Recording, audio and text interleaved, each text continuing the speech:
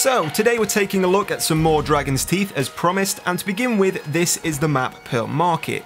Now, of all the new DLC maps, this has definitely received the most mixed reaction. I've played maybe 2 to 3 hours on each map so far, and I have to say, I still can't make my mind up on this map.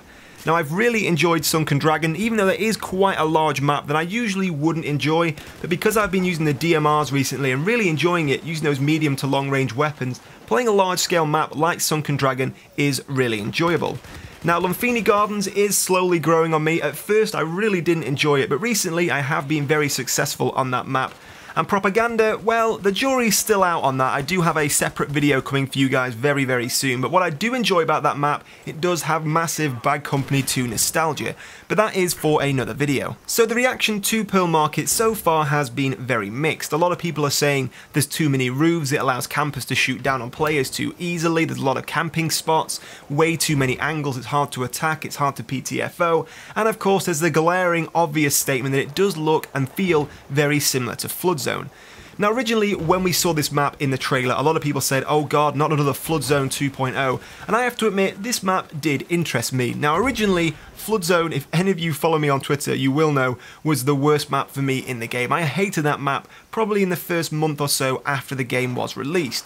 And now Flood Zone is probably one of my favourite vanilla maps in the game, so it's interesting how a map can grow and change on you very quickly, which is why my opinion on this map is still out, because whilst I may not enjoy it that much right now, if it is anything like Flood Zone, I could really enjoy it in a few weeks' time. Now, to begin with, this map could be a little bit daunting because there are so many roofways and alleyways and different doorways to defend, but I think when people learn this map it could become very successful, because if there are any choke points and teams are defending certain areas, you can always flank over the top or round the side, so it could be a very fast moving map once people learn their way around. But I have to admit, just like Sunken Dragon and all of the maps in this DLC, the level of detail and graphics on these maps is very impressive. Now, today I want to talk to you guys a little bit more about Chainlink, the brand new game mode that has been brought in with this DLC. Now, the premise of the game mode is very simple. Around the map there are 7 capture points that you capture just like you would in a game of Conquest. You stay in the burn area until the flag is changed. But the difference here is you have to connect as many flags as you possibly can.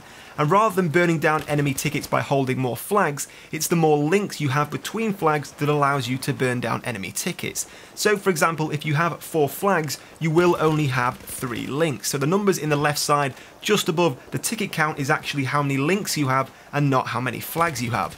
Now, this game can end very quickly. If you capture all of the links, you can actually end maybe a 2,000 ticket game in about 15 minutes or so. So this game is very fast paced, a lot quicker than your average game of Conquest Large. Now, so far I found the success rate of this game mode really depends on the map you're playing. On a map like Lumphini Gardens, as you can see I'm playing here, where you'll find the flags are laid out a bit sporadic around the map, it can be very successful. But for example, if you're playing on a map like Propaganda, it's very linear and you basically have all of the flags in a straight line. And I find that both teams start at either end, they capture the first 3 flags nearest their base, and then both teams end up fighting each other in the centre of the map, and it can end up just being a stalemate with both teams having 3 flags each, and the game just ends when it runs out of time. So I find the maps that have a much less linear layout are much more successful for this game type. Now, overall I am impressed with this game mode. I do think it has the potential to be successful if it can be implemented onto other maps in the game. Of course, the issue we've had with previous DLC game modes, if they become restricted to that one DLC, they will die out very quickly. But I could see this game mode working very successfully on other Battlefield 4 maps.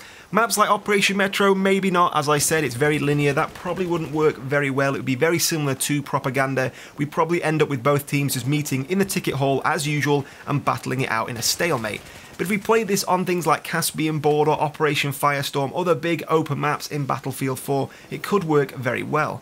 Now, what really attracts me to this game mode is your different tactical options. Of course, in a normal game of Conquest or Conquest Large, you just have to capture as many flags as you possibly can, and that's really basically all you can do.